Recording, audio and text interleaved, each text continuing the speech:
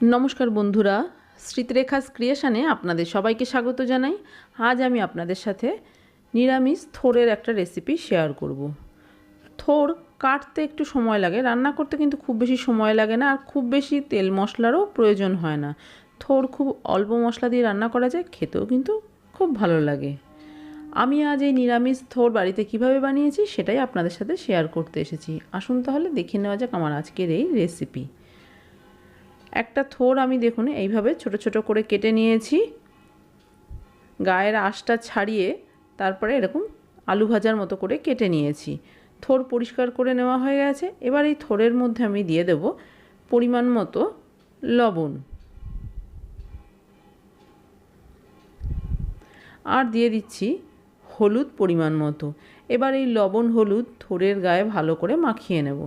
এইভাবে মাখিয়ে আধ ঘন্টা মতো রেখে দিতে হবে, তাহলে দেখবেন থোড় থেকে অনেকটা জলও বেরিয়ে যাবে আর থোড় বেশ অনেকটা নরমও হয়ে যাবে। তারপরে রান্না করতে অনেকটাই সুবিধা হবে। এইভাবে ঢাকা দিয়ে রেখে দেব। আধ ঘন্টা থোড়টা এইভাবে রেখে দিয়েছিলাম। আধ ঘন্টা পরে দেখুন থোড়গুলো কত নরম হয়ে গেছে, হাত দিয়ে বেশ ভালো মতো চটকে নেওয়া যাচ্ছে। আর এই থোড় চটকাতে চটকাতে কিন্তু থোড় থেকে অনেকটাই জল বেরিয়ে যাচ্ছে। দেখুন, দেখলেই বুঝতে পারবেন যে থোড় থেকে জল বেরিয়ে যাচ্ছে। থোড় এবং মোচা একটু ভালো করে চটকে নিয়ে তারপরে রান্না করলে কিন্তু তরকারিটা দেখতে বেশ ভালো লাগে, খেতেও ভালো লাগে। এবার রান্না শুরু করব। তার জন্য গ্যাসে একটা কড়াই বসিয়ে দিয়ে দিলাম বেশ কিছুটা সর্ষের তেল। রান্নাটা আমি সর্ষের তেলেই করছি। তেল গরম হয়ে গেছে। এবার এই গরম তেলের মধ্যে গোটা জিরে, তেজপাতা আর শুকনো লঙ্কা ফোড়ন দিলাম।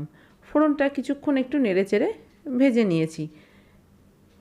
দিয়ে দিচ্ছি এক মুঠো বাদাম। বাদামটা আমি আগে ভেজে নিতে ভুলে গেছি, সেই জন্য এখন দিয়ে দিলাম। আপনারা আগে ভেজে তুলে রাখবেন। বাদামের পরিবর্তে আপনারা এখানে ভেজানো ছোলাও দিতে পারেন। দেখুন বাদাম ভাজা হয়ে গেছে। এবার এই বাদামগুলোকে একটা পাত্রে তুলে নিচ্ছি। বাদাম ভাজতে খুব বেশি সময়ের প্রয়োজন হয় না। এবার এই তেলের মধ্যে দিয়ে দিচ্ছি আলু। একটা আলু ডুমো করে কেটেছি, সেই আলুটা দিয়ে দিলাম। আলু এই রান্নায় ব্যবহার করাটা অপশনাল, আপনারা যদি আলু ছাড়া রান্না করতে চান সেটাও করতে পারেন। আলু দিলে যে কোনো রান্নার কিন্তু স্বাদটা বেশ ভালো হয়। দেখুন আলুটা একটু ভাজা ভাজা করে নিয়েছি, আর ভাজার প্রয়োজন নেই। এবার এর মধ্যে আমি কিছু মশলা দেব, খুবই সামান্য মশলা ব্যবহার করব। দিয়ে দিচ্ছি প্রথমেই গ্রেট করা আদা। এখানে আমি আদা গ্রেট করে ব্যবহার করছি, আপনারা আদা বাটাও দিতে পারেন। আর দিয়ে দেব হিং। আদা এবং হিং একসাথে যদি রান্নায় ব্যবহার করা হয় তাহলে কিন্তু নিরামিষ রান্নার স্বাদও ভীষণই ভালো হয়। কিছুক্ষণ একটু কষিয়ে নেব আদার কাঁচা গন্ধটা চলে যাওয়া পর্যন্ত। দেখুন কিছুক্ষণ আদা দিয়ে কষিয়ে নিয়েছি। এবার দিয়ে দিচ্ছি টমেটো। টমেটো দিয়েও একটু নেড়ে চেড়ে নেব। দিয়ে দিচ্ছি লবণ। লবণ দিলে টমেটো তাড়াতাড়ি নরম হয়ে যাবে, তবে লবণটা অবশ্যই খেয়াল করে দিতে হবে। থোড়েও কিন্তু লবণ দেওয়া আছে। দিয়ে দিলাম হলুদ, আর দিয়ে দিলাম ঝালের জন্য লঙ্কা গুঁড়ো আর 3-4টে চেরা কাঁচা লঙ্কা। ঝালটা অবশ্যই নিজেদের স্বাদ অনুযায়ী দেবেন। এই সময় গ্যাসের ফ্লেমটা মিডিয়াম টু লোতে রেখেছি। ভালো করে সব কিছু দেখুন মিশিয়ে দিলাম। এবার ঢাকা দিয়ে কিছুক্ষণ কষিয়ে নেব। কিছুক্ষণ দেখুন ঢাকা দিয়ে রেখেছিলাম। এবার ঢাকনাটা খুলে একটু নেড়ে চেড়ে দিচ্ছি। টমেটো কিন্তু বেশ নরম হয়ে গেছে। খুন্তি দিয়ে চাপ দিলে কিন্তু টমেটো গলে যাচ্ছে। আপনারা চাইলে একটু জল দিয়েও মশলাটা কষিয়ে নিতে পারেন। মশলা বেশ ভালো মতো কষানো হয়ে গেছে। এবার এর মধ্যে আমি দিয়ে দিচ্ছি থোড়। থোড় দেওয়ার সময় জলটা একটু হাত দিয়ে চেপে চেপে তারপরে থোড়টা রান্নায় ব্যবহার করতে হবে। দেখুন সম্পূর্ণ থোড় কিন্তু আমি দিয়ে দিয়েছি, আর এতটা জল বেরিয়েছে। এই জলটা ফেলে দেব না, রেখে দেব। রান্নায় যদি পরে কোনো রকম জলের প্রয়োজন হয় তখন এই জলটাই ব্যবহার করব। যেহেতু এই জলটা থোড় থেকেই বেরিয়েছে, সেই জন্য আর ফেলে দেব না। ভালো করে থোড় দিয়ে একটু নেড়েচেড়ে ভেজে নিচ্ছি।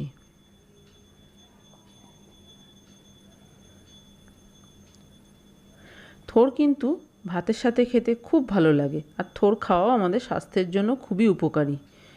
এবার ঢাকা দিয়ে কিছুক্ষণ রান্না হতে দেব। বেশ কিছুক্ষণ ঢাকা দিয়ে রেখেছিলাম। এবার ঢাকনাটা খুলে দেখে নিচ্ছি। মাঝে একবার ঢাকনা খুলে কিন্তু আমি একটু নেড়ে চেড়ে দিয়েছিলাম। গ্যাসের ফ্লেমটা কমিয়ে রান্না করবেন, তাহলে দেখবেন রান্নাটা খুব সুন্দরভাবে হয়ে যাবে। সামান্য একটু ওই থোড়ের জল দিয়ে দিলাম, আর জলের প্রয়োজন হবে না, খুবই সামান্য দিলাম জল। আলাদা করে অন্য জল না দিয়ে ওই থোড়ের জলটা দিয়ে রান্না করলে থোড়ের স্বাদটা বেশ ভালোই হবে। আবারও ঢাকা চাপা দিয়ে দিলাম। এদিকে গ্যাসে একটা তড়কা প্যান বসিয়ে দিয়েছি। প্যানের মধ্যে দিয়ে দিচ্ছি ঘি। ঘি দেওয়াটা কিন্তু অপশনাল। ঘি মেল্ট হয়ে গেছে, এবার এর মধ্যে আমি দিয়ে দিচ্ছি বেসন। আপনারা চাইলে বেসনটা শুকনো খোলায় ভেজেও এই রান্নায় ব্যবহার করতে পারেন, তবে আমি একটু ঘি দিয়ে ভেজে দিচ্ছি, খেতে ভালো লাগবে। যদি এই রান্নায় বেসন ব্যবহার করেন তাহলে অবশ্যই বেসন কিন্তু ভেজে দেবেন। কাঁচা বেসন কখনোই রান্নায় ব্যবহার করবেন না, তাহলে কিন্তু রান্নার স্বাদ নষ্ট হবে। আর বেসন দেওয়াটা এই রান্নায় সম্পূর্ণ অপশনাল, আপনাদের ইচ্ছে না হলে বেসন নাও দিতে পারেন। বেসন দিলে তরকারিটা একটু মাখা মাখা হবে। বেসনটা ভাজা হয়ে গেছে। এদিকে তরকারিটাও বেশ কিছুক্ষণ ঢাকা চাপা দিয়ে রেখেছিলাম। ঢাকনাটা খুলে একটু দেখে নিচ্ছি আবারও। থোড় এবং আলু দুই কিন্তু সেদ্ধ হয়ে গেছে। রান্নাটা প্রায় আমার হয়ে গেছে। এবার এর মধ্যে আমি দিয়ে দিচ্ছি চিনি। যেহেতু নিরামিষ রান্না, একটু চিনি দিলে খেতে খুব ভালো লাগে। দিয়ে দিলাম ভেজে রাখা বাদাম, আর দিয়ে দিচ্ছি দুটো চেরা কাঁচা লঙ্কা। সবশেষে দিয়ে দিচ্ছি ভেজে রাখা বেসন। বেসনটা আপনারা চাইলে নাও দিতে পারেন, তবে সেক্ষেত্রে তরকারিটা একটু ছাড়া ছাড়া হবে, দেখতে ভালো লাগবে না। আর বেসন দিলে তরকারিটা বেশ একটু মাখা মাখা হবে। দেখুন, নাড়াচাড়া করতে করতেই দেখবেন তরকারিটা বেশ মাখা মাখা হয়ে যাবে। সেই জন্য এখানে বেসনের ব্যবহারটা আমি করেছি। দেখুন, নাড়াচাড়া করতে করতেই কিন্তু তরকারিটা মাখা মাখা হয়ে যাচ্ছে।